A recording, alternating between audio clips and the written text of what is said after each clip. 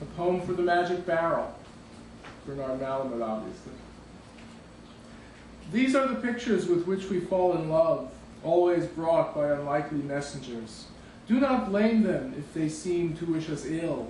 There is a price to pay for every joy, and our work is futile without their appearance.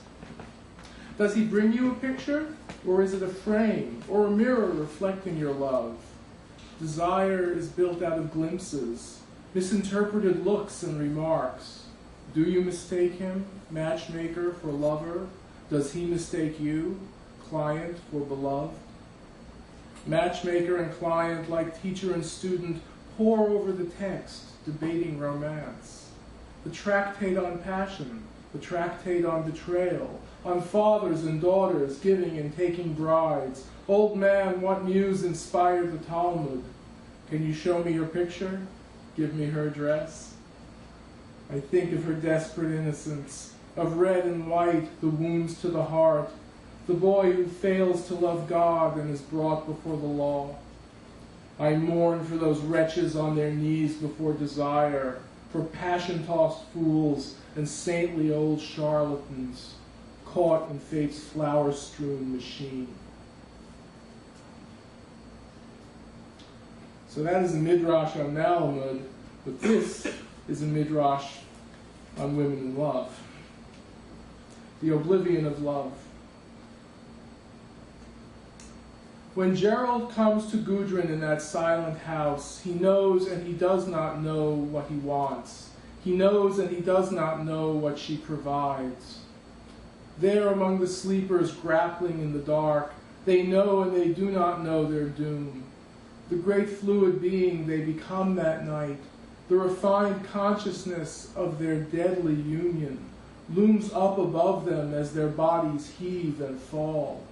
They know and they do not know how much they depend upon the inner life, upon neglected passions, until death roils up in the guise of love and claims them for its own.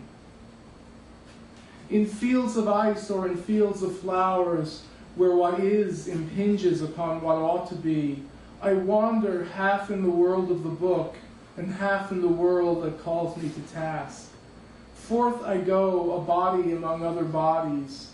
They are twining about me as they twine about each other. They drop and writhe at my feet, and my heart goes out to them in their moment of ecstasy. They know and they do not know what it is they seek, there in the fields and the apartments of youth, where smoke writhes in the air like bodies, and cold nights pass in the oblivion of love. Mornings, evenings, I am abandoned to stillness, my sister, my twin, the guardian of my voice. How is it she abides my comings and goings? She knows and she does not know what she means to me when she acquiesces to all of my desires. The voices follow and take up the burden and bear it with me for a while. We go uphill through the woods, down the banks, toward the source of the stream that runs through me and beyond. I know and I do not know how I came to be here. I make my way as the lovers make their way in the world. I'm going to read a few pieces of a sequence called Imaginary Photographs, which I guess emerged from my reading Susan Sontag's books on photography. He is a man in whom one could confide the most terrible things, and he is a man who appears to listen. He is a man who holds out no hope for us. In the photograph, he seems to be backing away. Already half out of the frame, he is looking at something none of the others can see. We want to give everything to him, but we know he will not take it. He says, give it all away, your belongings and the photographs of your belongings. Follow me, but don't follow me. Leave me alone, but stay with me. He says, I want the impossible of you, the bells ringing, the crowds, the flocks of birds, the scholars flying out of the library windows, making love to the waitresses in mid-flight. I want you to take a photograph of it all. aerial photographs and photographs on the ground, in the streets and in the bedrooms, and one more in the alley, that man running away. That's me, the one you call me.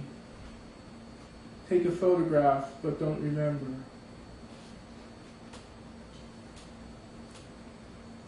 And this one begins with a quote from Ashbery. And a sigh heaves from all the small things on earth, for they find themselves in photographs, clinging to an instant of supposed significance, when they would as soon pass away into the oblivion of objects, where existence is measured by the failure of memory, where time is no passage but a great hall with an infinite capacity for the inadvertently captured detritus of our lives. Have mercy on the things in the backgrounds of snapshots. Have mercy on the photographs holding fast to these objects. Bury them in the albums, put away in the attics. Do not look at them.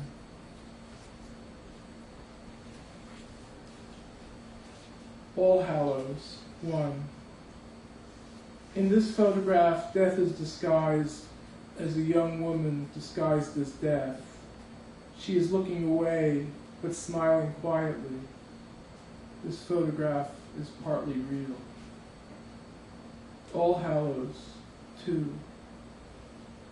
Here is a photograph of the grave of love awaiting burial in the grave of the poem, which is an open grave so that all may be exhumed, examined, analyzed, photographed, and filed away.